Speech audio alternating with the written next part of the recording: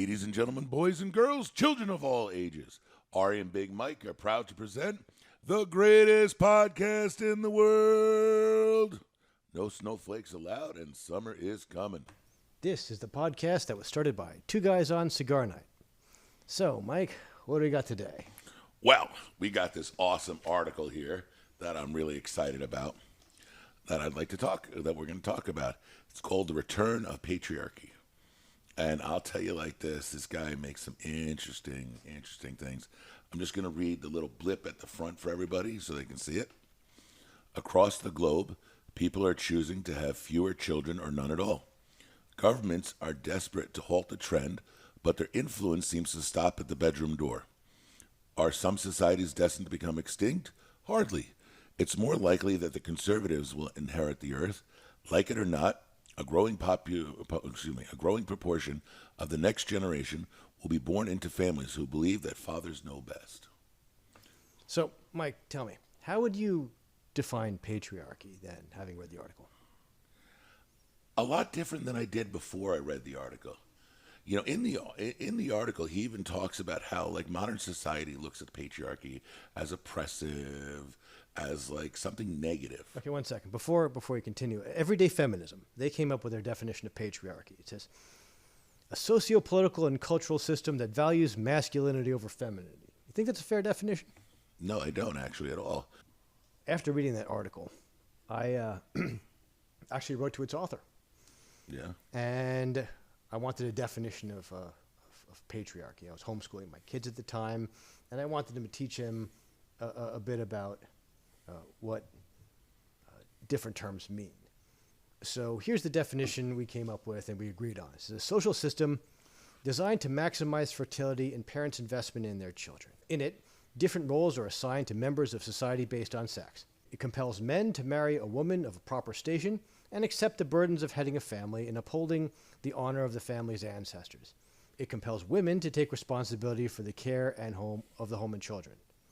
No advanced civilization has yet learned to endure without this social system because it may be the key to maintaining population and therefore power. Imagine for a second, I'm a single guy, right? I decide not to have children. How I feel, my thoughts, my dreams, all this other stuff, it's going to die with me. If I have children, they'll continue on. It's a simple idea.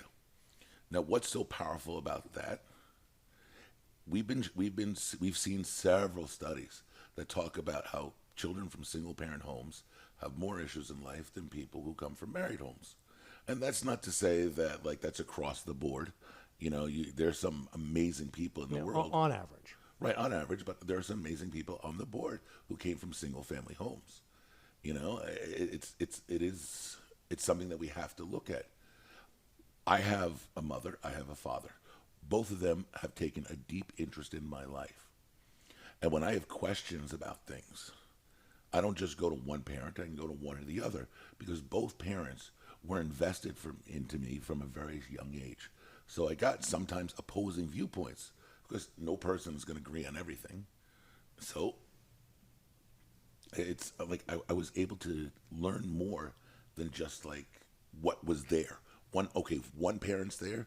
One parent's going to give you their experience, their knowledge, what they have. Two parents, it'll create more. Now, what's important about that, though, is this article goes on and it talks about how when you're single, you don't have children, you have more time to talk about politics, to talk about sports, to talk about religion, to talk about whatever you want to talk about. You have the ability to go out and do more. You have the ability to have a more, I don't want to say enriched life, but you have more of the idea to live a self life where you get to do what you want to do, when you want to do, and how you want to do it. Whereas a married couple, they don't get to do everything that a single person does. Why? Because they have children that they're investing in, they're taking time in, and so on and so forth. You seem to be talking about this on the level of the individual and the level of the family. Yeah. But if you look at something like Germany, for example, Germany has been having protests about how many immigrants they're having. Holland just elected Geert Wilders, who has a position that is hostile to immigration. Further, Russia right now has banned certain activism by the LGBT whatever groups, calling them extremists. And all you need to explain why this is happening is having a look at the total fertility rate of each of these countries. And each of these countries has a total fertility rate, I'm just going to guess, I'm not looking it up now, that is typical of Europe, and somewhere around 1.3 babies per children per woman, 1.3 babies per woman per lifetime. It's around that. That means that each succeeding generation, women of childbearing age goes down something like 30, 40% or something big each generation. And what people don't tend to understand is how exponential growth and exponential shrinkage works. There's a classic math problem. I'm going to see if you can get this. Let's say you have a 5-acre pond. Feel free to write this down. You have a 5-acre pond. And there are some lily pads on the pond. And those lily pads, they double in area every day so that the entire surface of the pond will be covered in 48 days. How many days will it take for the pond to be halfway covered?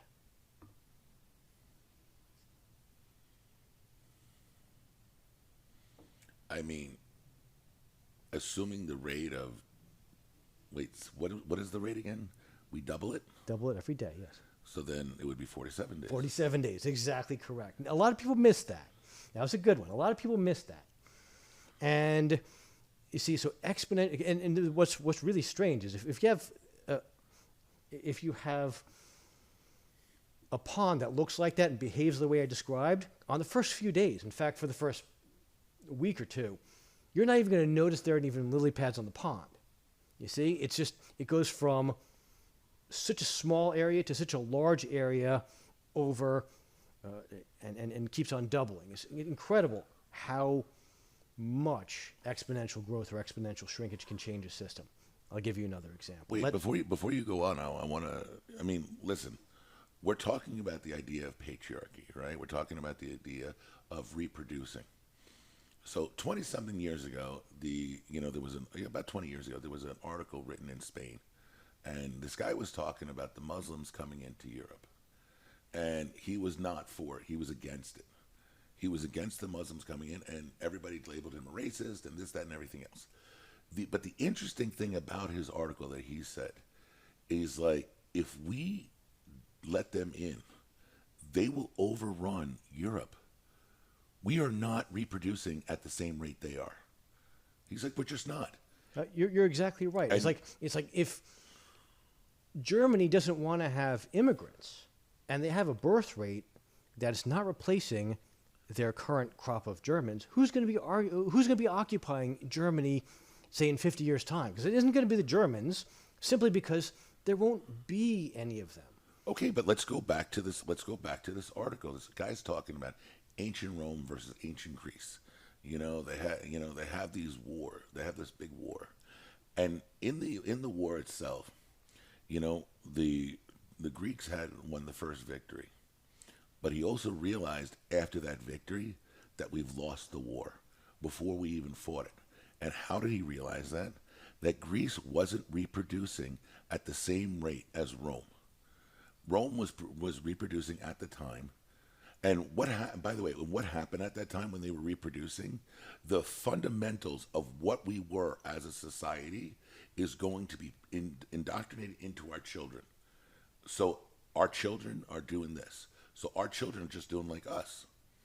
Now, in Greece, the population had dwindled, and people didn't necessarily want to go to war the way they once did.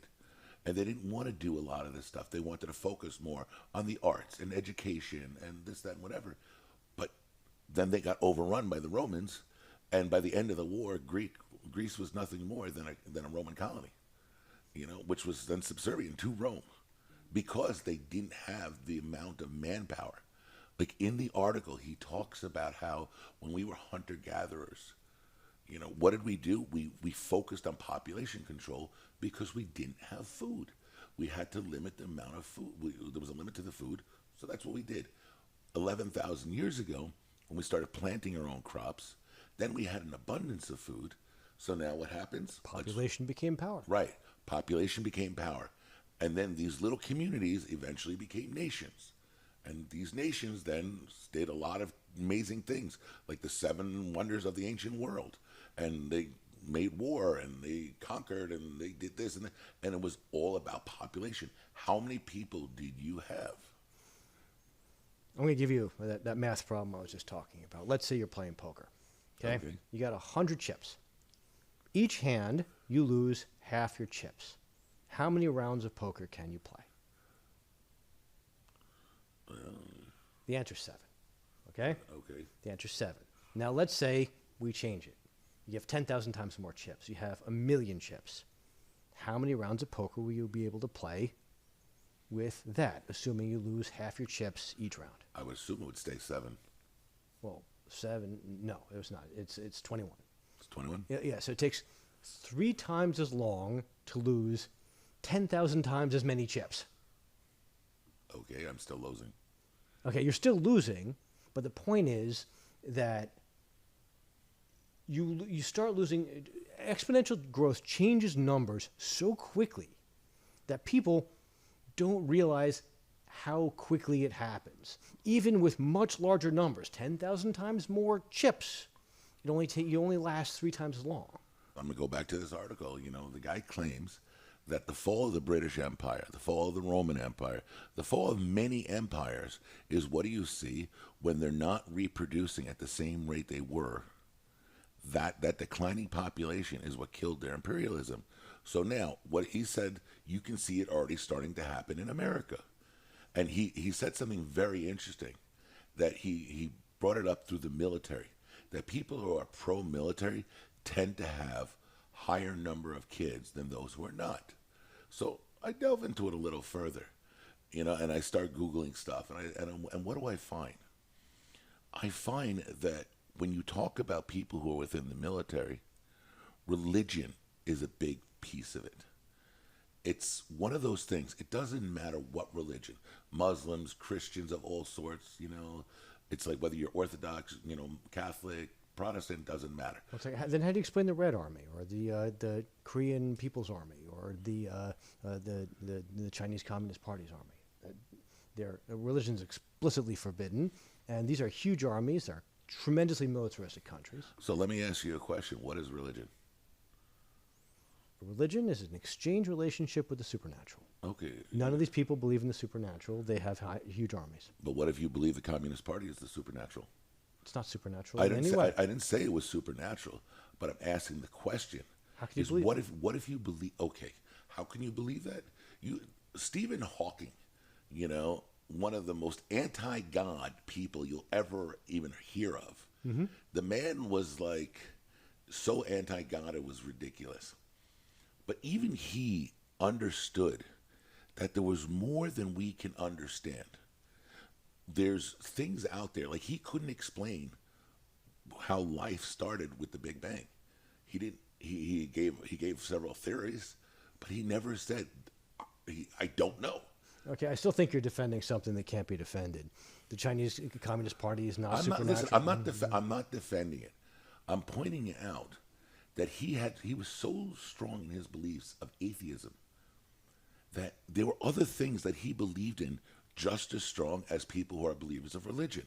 You talk to some, listen. Okay, so say strongly held belief instead of religion or supernatural. Right, it's a strongly held belief. We believe in something greater than ourselves. That piece right there, in my eyes, what is religion? It's more of it's an organized thought pattern of a belief in something in greater than yourself. So that's what I'm going to change the definition of religion for that purpose. Excuse me. So now, when you look at the Communist Party, an organized thing with you know something greater than myself, now all of a sudden it becomes a religion. It becomes this thought pattern of like, I'm greater than just me. We are greater than I. Okay, that's something I'm going to agree to disagree on, but I think it's strong enough to keep holding your point. So now, when I'm talking about an organization like Rome, or I'm talking about China, or I'm talking about all these other places, when they take this greater good or greater thing out there and they change it into something else, all of a sudden, we're not having kids the way we once did. We're just not doing it. And that's what this article is talking about. He's saying that we as a society, listen, if you're a single parent, you're struggling. You're struggling to make ends meet most of the time. Not all of them, but a good portion of the time. So you're struggling to make ends meet. So now, if I'm a child and I see us constantly struggling, and I see mom, or dad, whoever's my single parent, like hurting all the time. They're always stressed out about money. They're always this, that, and everything else. And then what do you see? You go to elementary school, you go to junior high or high school, and you see all the kids who came from richer families, whether they were two-parent families, whether they were also single families, whatever. But you see that your experience is, this is what it means to have a kid. Why would I want to have another kid? Why would I want to put that on myself? Why would I want to stress myself out to that point? And what happens when we talk about those failing rates? You look about the failing rates of this. You're right. Germany may not be the same country in 50 years. Not only that, American imperialism is going to lessen because we're not having kids the way we once were. The world, the way we see it is going to be extremely different. It is going to have a major effect on our futures. And that's the thing that he's talking about. But if I'm a feminist and I'm not having kids, or I'm part of the LGBT and I'm not having kids, or I'm part of like some other group, be it whatever it is, my ideas are going to die with me for the most part. So in the article, again, this guy talks about that it's more likely that conservatives will inherit the earth because of the religion idea, the idea that we need to procreate them, the idea that we need to be involved in our children's lives, which I'm not saying that single parents are not. I'm just saying that with two parents, they're more likely to continue on versus like a single family. That's what the evidence has shown us to this point. I don't know. I'd like to hear your guys' ideas on this. I'd like to know what you think. I really would. I also want you all to like and subscribe to us and share this with all your peoples. Thank you for listening. Y'all have a good afternoon, good morning, good evening. Have a great day. And remember, the holidays are coming. Perfect gift, of course, would be the Kingmaker series.